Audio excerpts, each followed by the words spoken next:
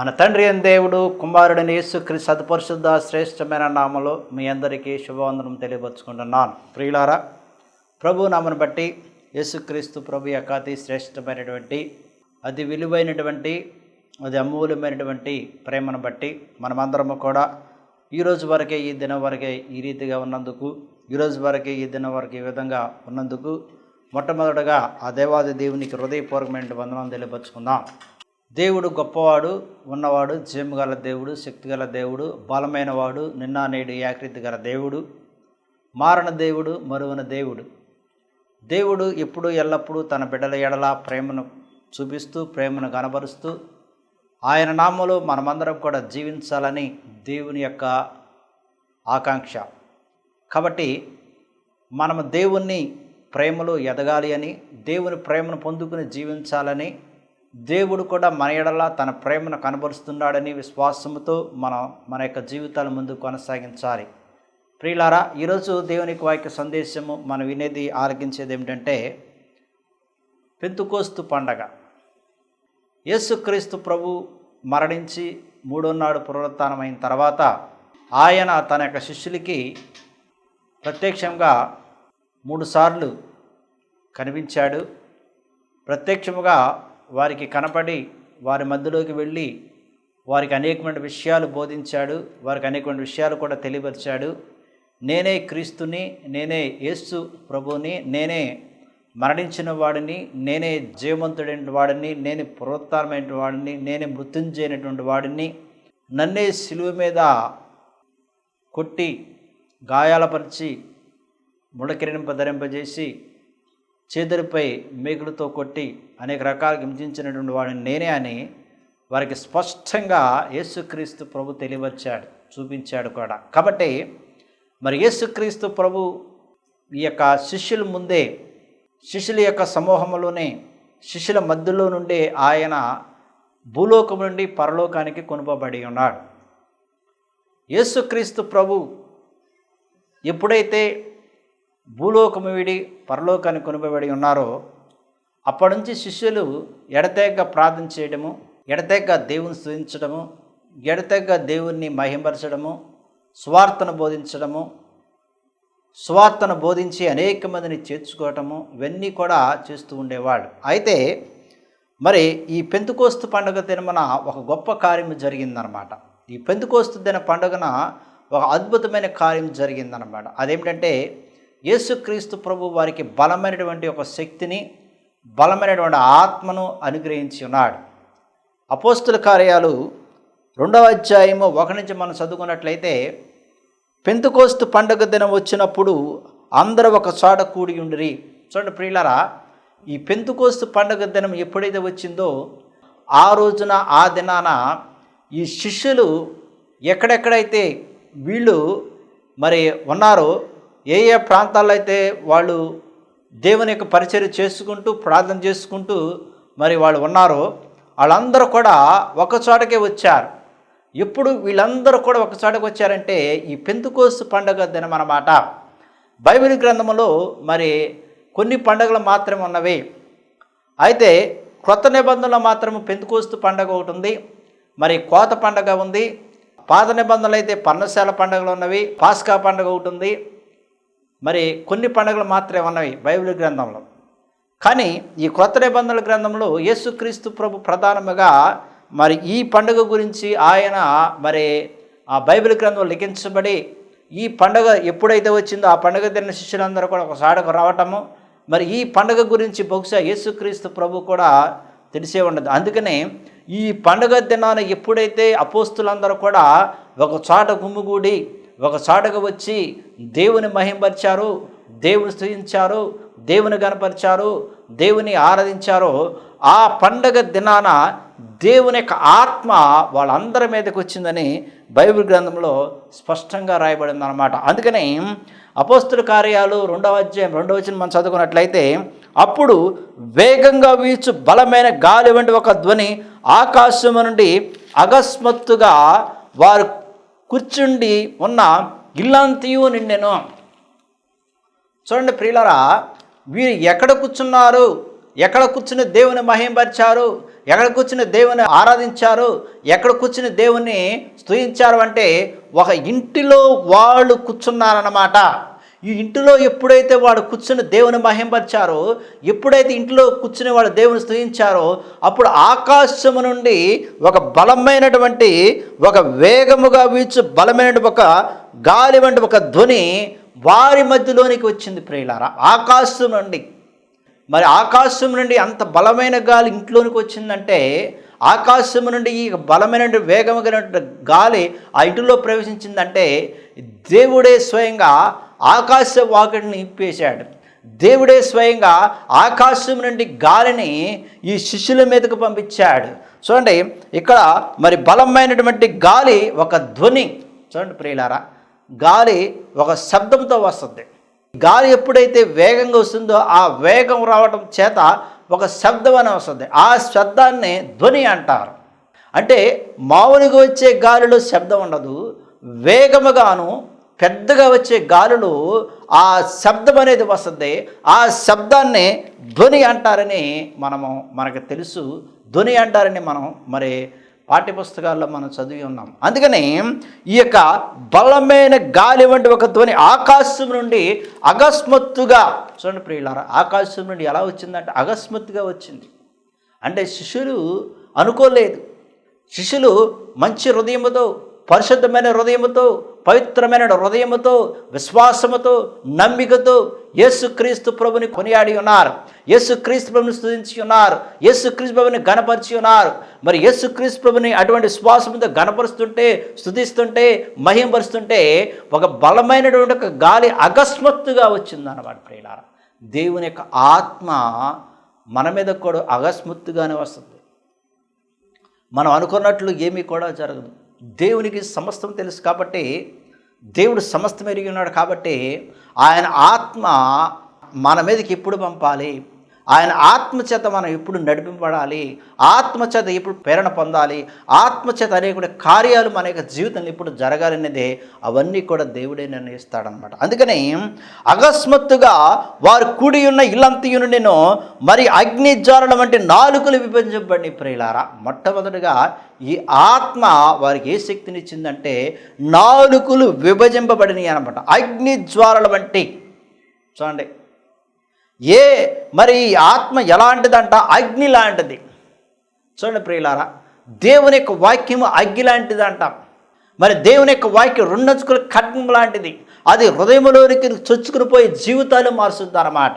చూడండి ప్రియులారా, ఆ వాక్యము ఎంత పొదునైనదో. అందుకని నీ వాక్యము నా పాదములకు దీపమై ఉన్నదని భక్తుని దావీదు కూడా కీర్తన గ్రంథంలో తెలియపరుచున్నాడు. దేవుని యొక్క వాక్యం వెలుగై ఉన్నది. అందుకని యేసుక్రీస్తు ప్రభు కూడా యొక్క భూలోకానికి వచ్చి ఏం చెప్పాడంటే లోకమునకు వెలుగు నేనే అన్నాడు. ఎవరైతే నాయన శ్వాస నుంచి జీవిస్తారో వారు ఎన్నటికీ చీకటిలో జీవించరు, వెలుగులో జీవిస్తారన్నాడు. నేనే వెలుగును అన్నాడు ప్రియులారా. నాయందు విశ్వాసించువాడు, నాయందు నమ్మికుంటూ జీవించేవాడు ఎంత మాత్రమో కూడా చీకటికి సంబంధించిన వాడు కాదన్నాడు.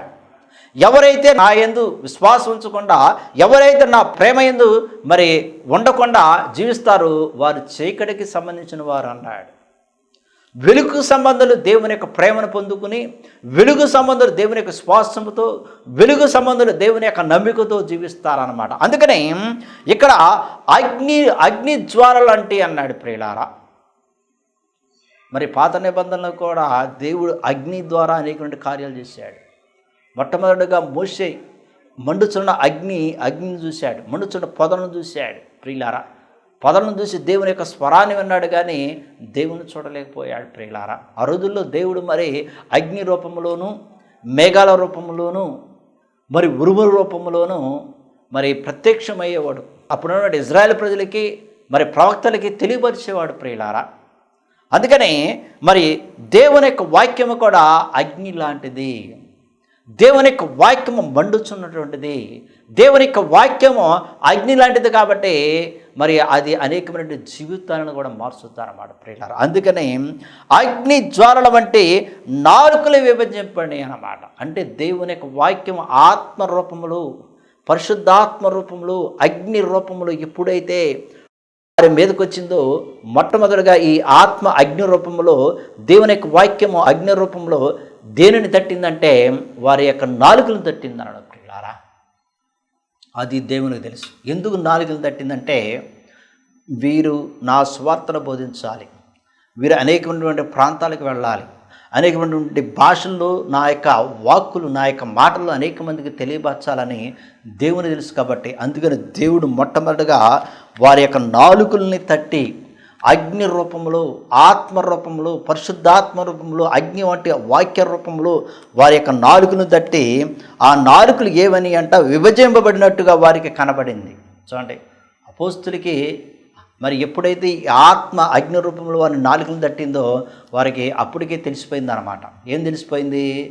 దేవుని యొక్క ఆత్మ మా మీదకి వచ్చేసింది, దేవుని యొక్క ఆత్మ మా యొక్క నాలుకను తట్టింది, దేవుని యొక్క ఆత్మ మా యొక్క నాలుకను ముట్టింది, దేవుని యొక్క ఆత్మ మా యొక్క నాలుకను ముట్టి మా యొక్క జీవితంలో ఏదో గొప్ప కార్యాలు చేయబోతుందని వాళ్ళు అప్పటికే మరి అనుకున్నారన్నమాట. అందుకని వారు ఒకరిని ఒకరు చూసుకుని అది వారికి స్పష్టంగా కనబడిందని బైబిల్ గ్రంథంలో రాయబడి ఉంది. తర్వాత వారిలో ఒక్కొక్కరి మీద వ్రాలగా, చూడండి ప్రియులారా, ఒక్కొక్కరి మీద ఏం వాలిందంటే ఆత్మ వాలింది, పరిశుద్ధాత్మ వాలింది. ఒక్కొక్కరి మీద వారగా అందరు పరిశుద్ధాత్మతో నిండిన వారై ఆ ఆత్మ వారికి ఏమిచ్చిందంట? వాక్ శక్తి అనుగ్రహించింది అన్నాడు ప్రియులారా. ఈ అగ్ని జ్వాలల వంటి ఆత్మ, ఈ అగ్ని జ్వాల నుండి మరి ఆత్మ వాక్య రూపంలో వారి యొక్క నాలుకను తట్టి పరిశుద్ధాత్మతో నింపబడి వారందరూ కూడా పరిశుద్ధాత్మతో నింపబడిన వారే ఉన్నారు. చూడండి, దేవుని యొక్క ఆత్మ వాళ్ళ మీదకి వచ్చేసింది, పరిశుద్ధాత్మ వాళ్ళని నింపేసింది అనమాట. నింపేసి వారికి వాక్శక్తి అనుగ్రహించింది. అప్పుడు వాళ్ళు ఏం చేశారంటే అన్ని భాషల్లో మాట్లాడసాగారు. ఒక భాష కాదు, రెండు భాషలు కాదు, అనేకమైన భాషల వాళ్ళు మాట్లాడారు ప్రియులారా.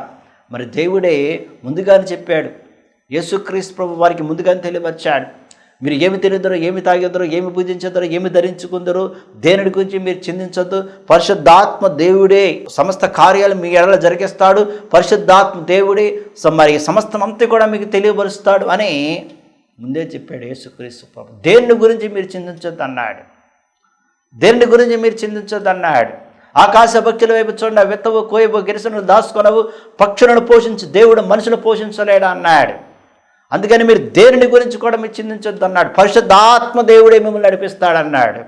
మీకు ఏమి కావాలో, ఏమి ధరించుకోవాలో, ఏమి తినేదరో, ఏమి త్రాగేదరో, ఏమి భుజించేదరో, ఎలా మాట్లాడాలో, ఏ విధంగా మాట్లాడాలో అన్నీ కూడా పరిశుద్ధాత్మ దేవుడే నడిపిస్తాడు అని యేసుక్రీస్తు ప్రభు స్పష్టంగా తన యొక్క శిష్యులకు తెలియపరిచాడు ప్రియులారా. అందుకని యేసుక్రీస్తు ప్రభు తన యొక్క శిష్యులు కూడా ఒక ఆదరణగా, ఒక నమ్మకముగా మరి ఒక మాట కూడా చెప్పి ఉన్నాడు, నేను ఇక్కడి నుంచి నా తండ్రి దగ్గరికి వెళ్ళిపోయిన తర్వాత మీ మధ్యలోనికి ఆదరణకర్తను, సత్యస్వరూపుని దేవుని పంపుతానని నా తండ్రి నేను ప్రాధేయపడతానన్నాడు.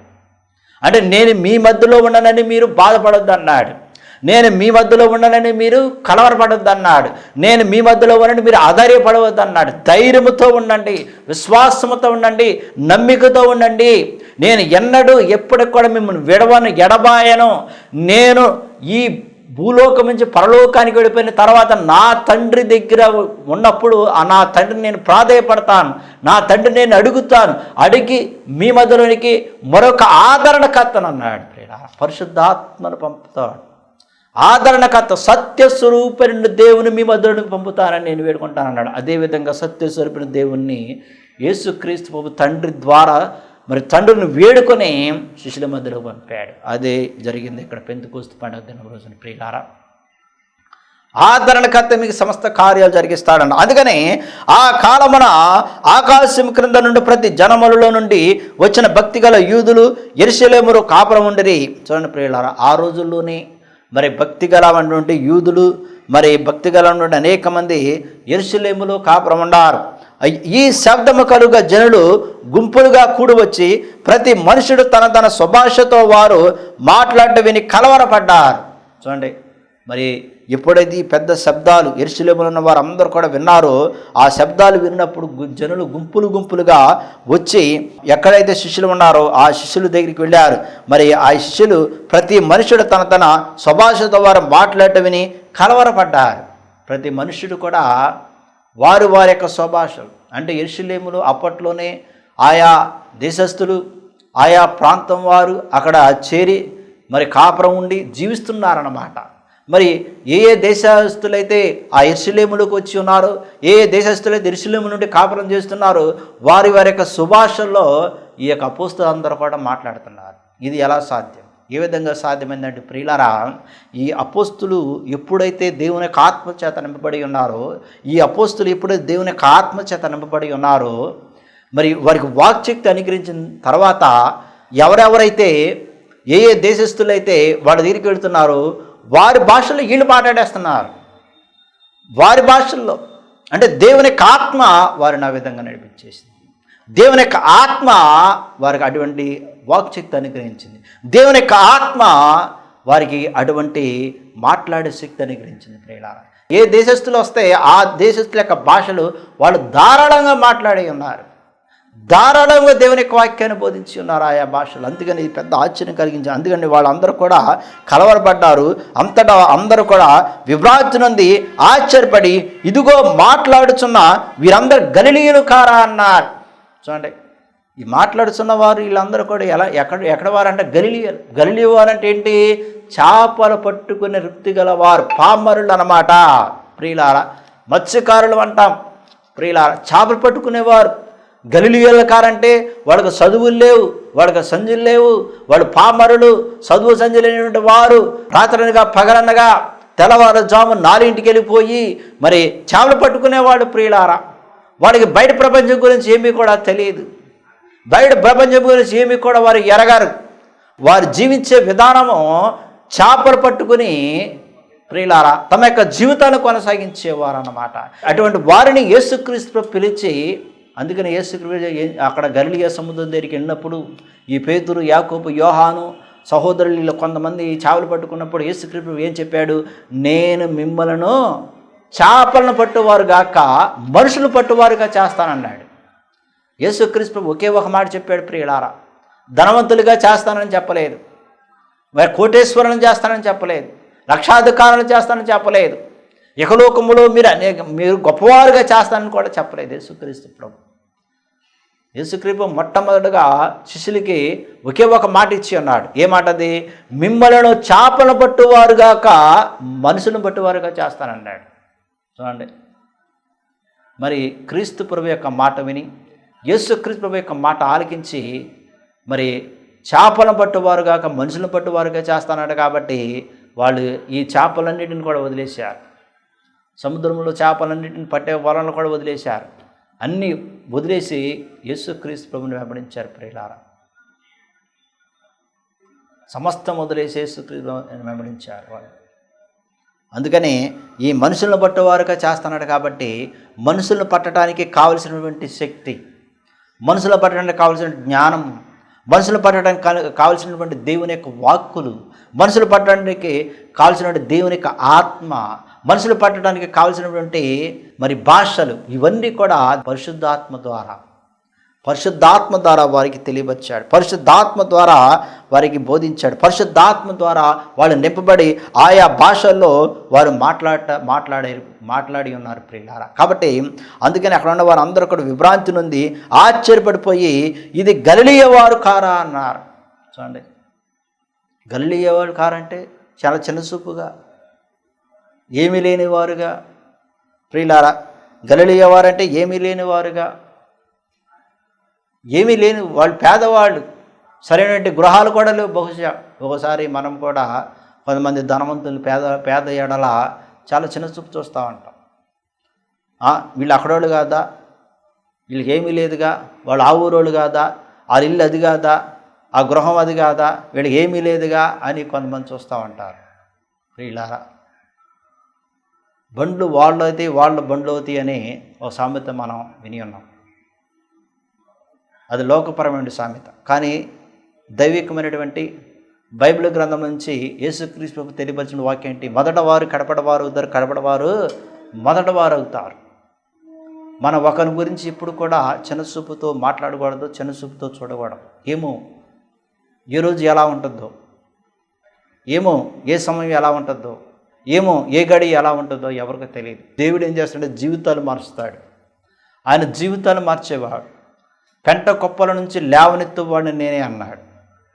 నీకు జీవితాన్ని మార్చి తీర్చిదిద్ది నీ జీవితాన్ని బాగు చేసేవాడిని నేనే అన్నాడు. ప్రియులారా, దేవుని నమ్ముకున్న మనము ఏమీ లేని తనముతో మనము జీవించాం కాబట్టి దేవుడు ఈ రోజున మనకి అనుగ్రహించాడు. దేవుడు ఈ రోజున మనకి ఎంతో ఇచ్చి ఉన్నాడు. దేవుని నామములను మనం జీవిస్తున్నాం. ఆయన లేకుండా మనం లేం. ప్రియులారా, పిలిచిన వాడు గొప్పవాడు అంటాడు. అందుకని మరి ఆయా భాషల వారు, ఆయా దేశస్తుల వారు అక్కడ ఉన్నప్పుడు వీరు గలిలియ వారు కాదా అన్నాడు. చూడండి ఎంత చిన్న చూపుగా మరి మాట్లాడి, గలిలియ వారు కారా అన్నాడు. అందుకని మనలో ప్రతి వాడు తాను పుట్టిన దేశ భాషతో వీరు మాట్లాడటం మనం వినుచున్నామే అన్నాడు. మనలో పుట్టినవారు. చూడండి ప్రియులారా, మన దేశ భాషలో ఏ విధంగా మాట్లాడి ఉన్నారు, ఏ విధంగా మాట్లాడుతున్నారు చూడండి. ఇది ఒక గొప్ప ఆశ్చర్యకార్యం అన్నమాట. వాడే ఆశ్చర్యపడ్డారు. ఒక దేశ భాష నేర్చుకోవాలంటే సామాన్య విషయం అనుకున్నారా? ఒక దేశ భాష నేర్చుకోవాలంటే ఒక రోజులో వచ్చేస్తుందా, 2 రోజులు వస్తుందా, 3 రోజులు వస్తుందా, 4 రోజులు వస్తుందా? ప్రియులారా, నెల పడుతుంది, ఒకసారి 2-3 నెలలు పడుతుంది, లేకపోతే సంవత్సరం పడుతుంది, లేదా 2 సంవత్సరాలు పడతాయి, లేదా 10 సంవత్సరాలు పడుతుంది ధారాళంగా మాట్లాడాలంటే. ప్రియులారా, ఒక దేశ భాష నేర్చుకోవాలంటే ఒక రోజులో 2 రోజులు వచ్చేది కాదు.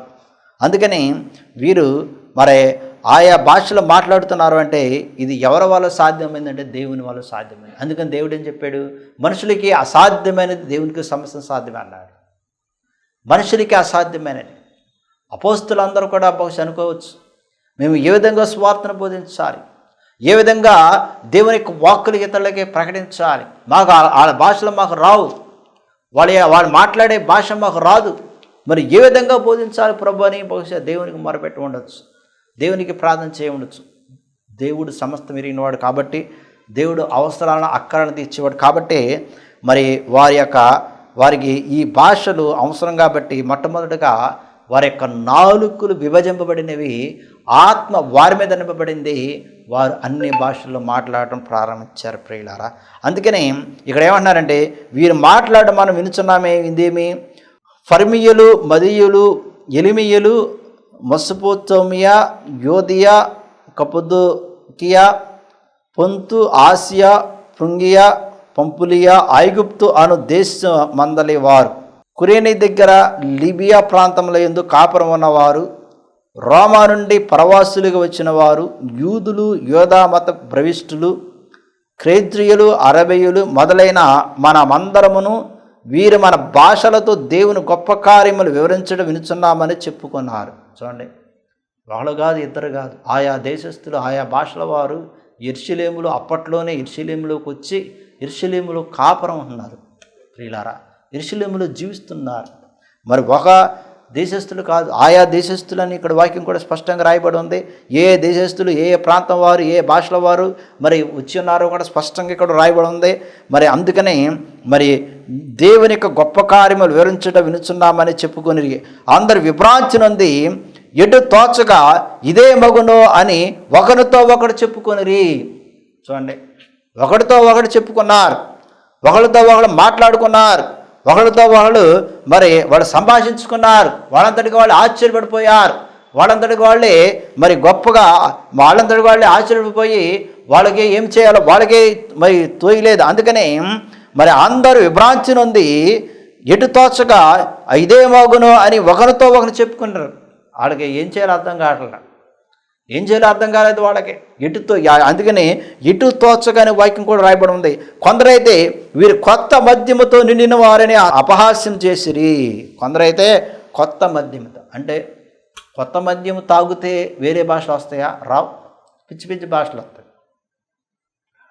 వారికి ఏం చెప్పాలో, వారికి ఎలా మాట్లాడాలో తెలియలేదు. అందుకని వాళ్ళంతటిగా వాళ్ళే అనుకున్నారు. కాబట్టి ప్రియులరా, మరి పేతురు అప్పుడు ఆ సమయంలో పేతురు లేచి ఆ 11 కూడా లేచి నిలిచి బిగ్గరగా వారి తిట్లనెను, యోదయ మనుషులారా, యెరూషలేములో కాపురం ఉన్న సమస్త జనులారా, ఇది మీకు తెలియగాక చెవింగి నా మాట వినుడి అన్నాడు. అప్పుడు దేవుని యొక్క ఆత్మ పేతురు మీద వాలి, పేతురు ఇంకా ధైర్యం తెచ్చుకుని ఆవిడ మధ్యలో 11 మధ్యలో పేతురు లేచి, యోదయ మనుషులారా, యెరూషలేములో కాపురమున్న సమస్త జనులారా అన్నాడు.